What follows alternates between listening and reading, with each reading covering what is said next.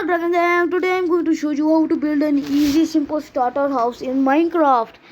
I call this a simple house, but it's basically more of a tower. It's basically called a basic wizard tower. You can do that. I'm going to show you how to build it easily and how to do some decorations for it if you're at a higher level. This is mainly for the people that started for the first time and are doing this in creative. I hope you're doing this in survival because it's a bit easier than survival, surprisingly.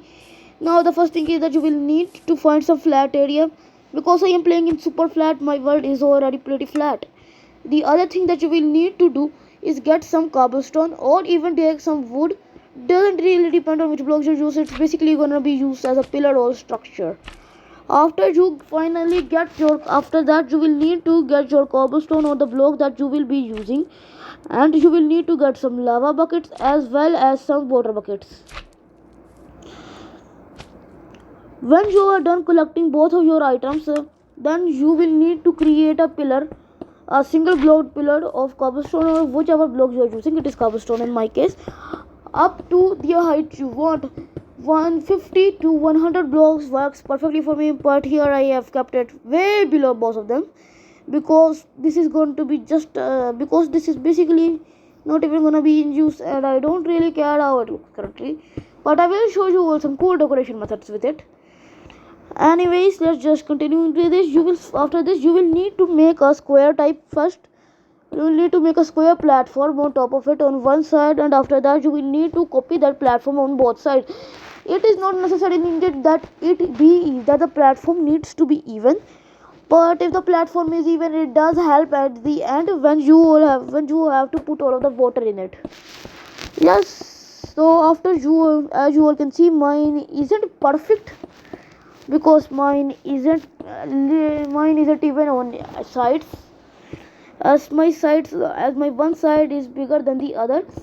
So after you are done with this, you will need to go down and dig some holes, because that is where the lava and the water is gonna fall. You can tell where the holes are by just following the shadow. After you follow the shadow and create your holes, you will need to go up, and you can finally start just breaking down the pillar and thus putting the water in it. The footage I put here is a bit missing, so I'm gonna have to describe the rest of it to you. Once you have finally dropped your lava down, you need to after that put some obsidian on it, and that obsidian will mix with the lava to create cobblestone. The cobblestone wall will have some little imperfections which you will yourself need to go ahead and fill in, which is personally pretty good for me because I just do detailing on the spots. So after that you all can see what I'm doing. I'm basically just going to be creating a simple road here, after which I'm going to take help from these fences, and I'm going to now be showing you the finished results in just a couple more minutes, guys.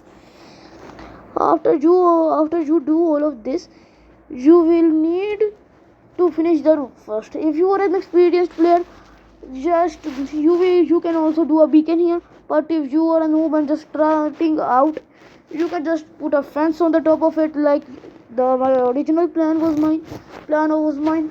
But due to the footage not being that good looking, so I'm just gonna show you the new plan. This structure is perfectly fit in a beacon inside of it.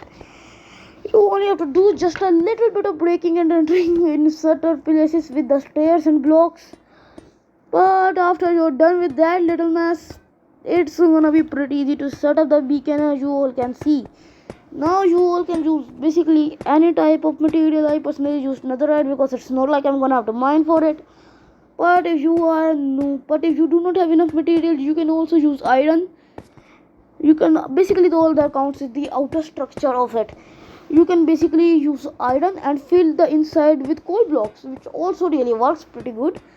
Though the beacon's power will be less than it would be with complete and whole iron blocks, so you will have to deal with that. As long as you don't mind a bit of debuffs, it's not really going to be that much of an headache. I shall also show you some home defense techniques on Minecraft in my next video, for which you all should not forget to like, subscribe, share and follow me for that. Anyways, as you all can see, after this beacon is just nearly done building, you will need to hope you all at least know how to build a basic beacon, but you all don't have to use netherite, diamond, coal, or iron. Even copper and gold work for this.